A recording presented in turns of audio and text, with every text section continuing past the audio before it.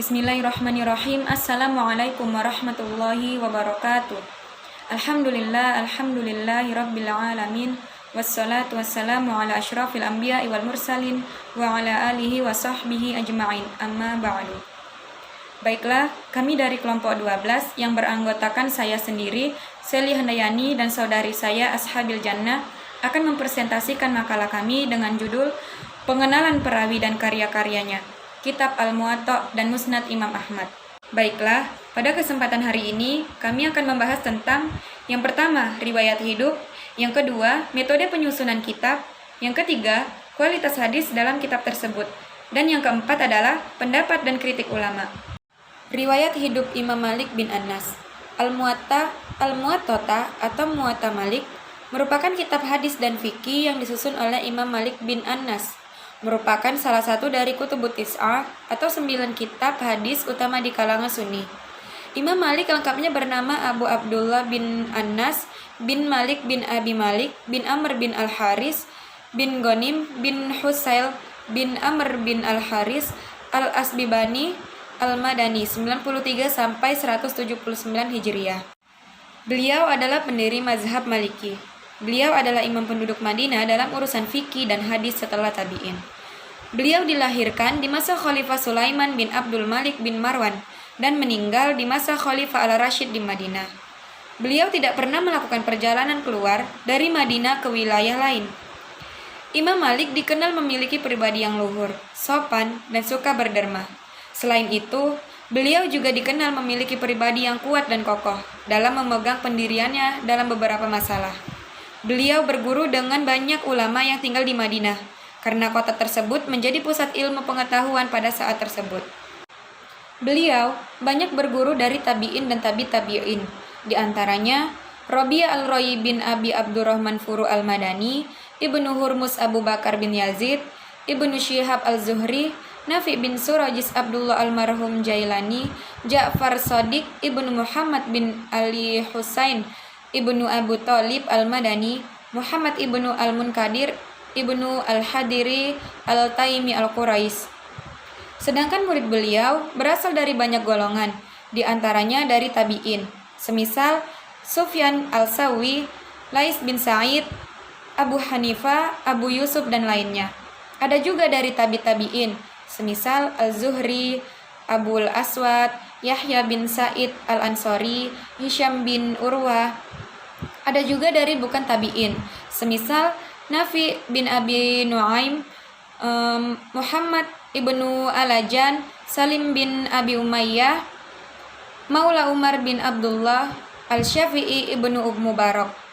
Karya beliau diantaranya Al-Muwatta, Kitab Aqdiyah, Kitab Nujum, Hisab Madar Al-Zaman, Manazil Al-Qamar, Kitab Tafsir Gharib Al-Quran, Ahkam Al-Quran, Al-Muwaddana, Al-Kubra, dan masih banyak lainnya.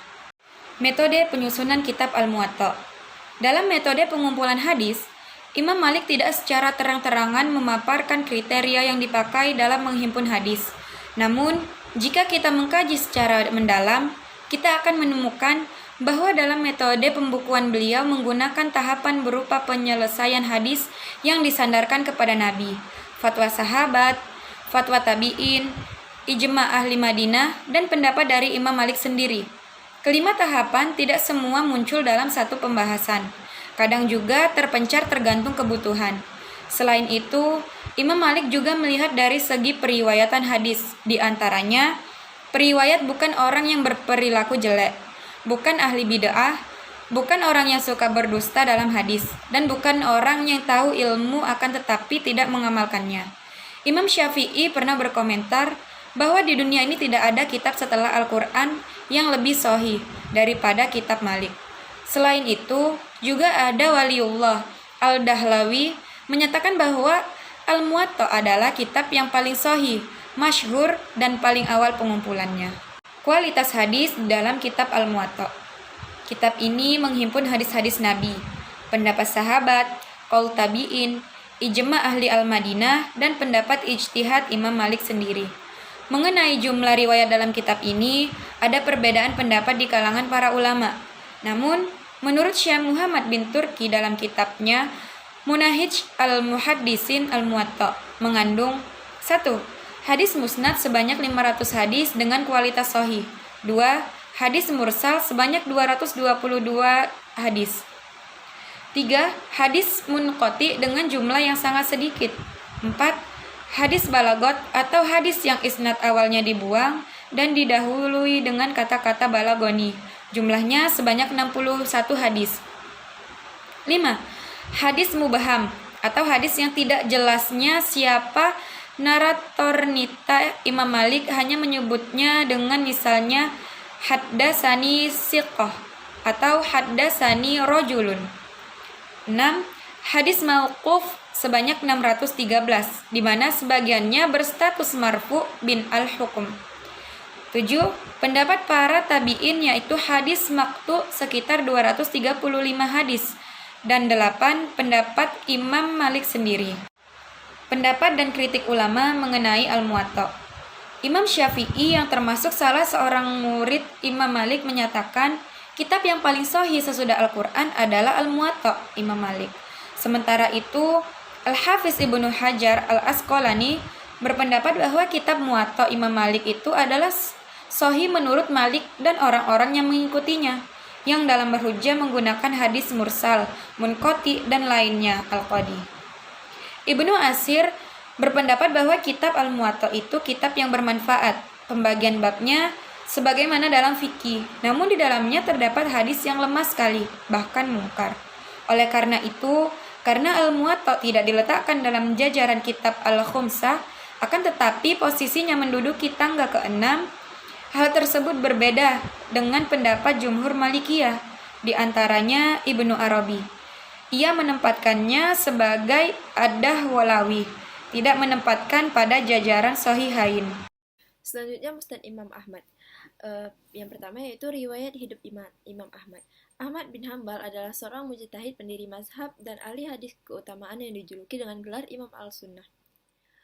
Nama lengkapnya Ahmad ibnu Muhammad ibnu Hambal bin Hilal bin Asad Asy-Syabani Al-Maruzi. Lahir di kota Baghdad pada bulan Rabiul Awal tahun 164 Hijriah dari keluarga Arab. Nasabnya bertemu dengan Rasulullah pada Nizar bin Adnan. Ayahnya Muhammad bin Hambal yang terkenal sebagai pejuang meninggal dunia pada waktu Ahmad bin Hambal masih kecil. Kemudian ia dipelihara oleh ibunya dan untuk memenuhi kebutuhan hidup mereka sambil belajar Ahmad bekerja mencari nafkah.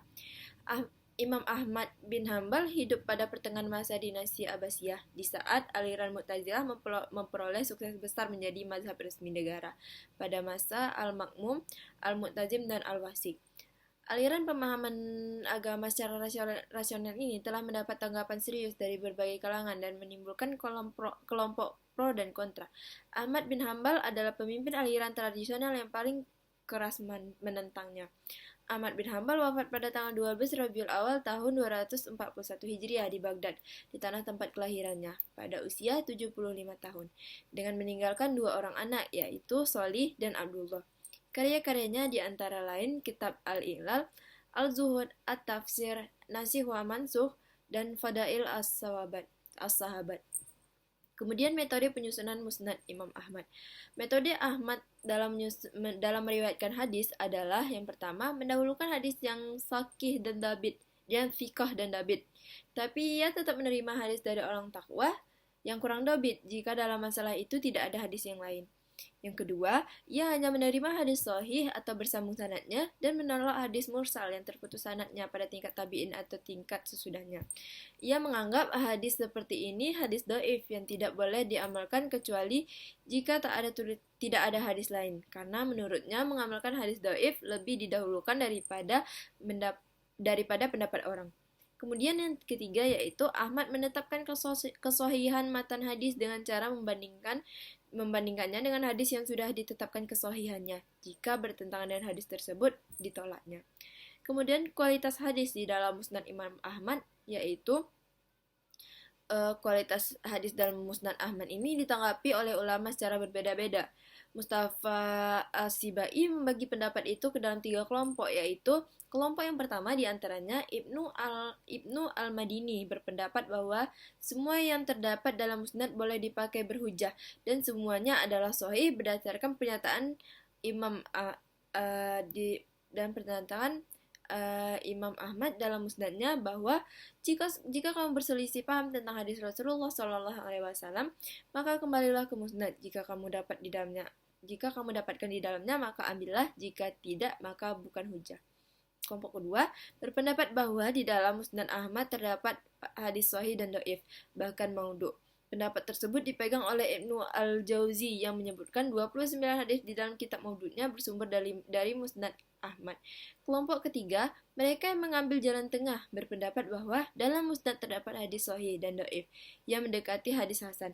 Mereka yang berpendapat seperti ini diantaranya adalah Az-Zahabi, Ibnu Hajar, Ibnu Taimiyah, dan As-Suyuti. Kemudian yang terakhir, pendapat dan kritik ulama mengenai musnad Imam Ahmad. Menurut Muhammad Abdul Zahu, para ulama dalam menilai musnad ini terbagi ke dalam 3 golongan, yaitu yang pertama, semua hadis di dalam kitab musnad ini dinilai berkualitas sahih dan dapat dijadikan hujah. Yang kedua, dalam kitab musnad ini terdapat juga hadis dhaif di samping hadis-hadis yang berkualitas sahih. Ketiga, musnad ini juga memuat hadis-hadis dengan kualitas yang sangat beragam, yakni sahih, dhaif, juga hadis-hadis yang dianggap maudhu'. Golongan yang meyakini bahwa semua hadis yang ada dalam kitab musnad ini berkualifikasi sahih mendasarkan pendapat mereka kepada pernyataan Imam Ahmad sendiri, seperti yang diriwayatkan oleh Ibnu Saba dari beliau. Begitu juga menurut Abu Musa Madini yang menyatakan bahwa ketika Imam Ahmad ditanya tentang hadis, maka beliau menjawab agar memperhatikan hadis tersebut dalam kitab musnad. Bila terdapat di dalamnya, maka dijadikan hujah, dan sedangkan bila tidak terdapat di situ, maka hadis itu tidak dapat dijadikan hujah. Hanya sekian yang dapat kami sampaikan. Syukran katsiran. Assalamualaikum warahmatullahi wabarakatuh.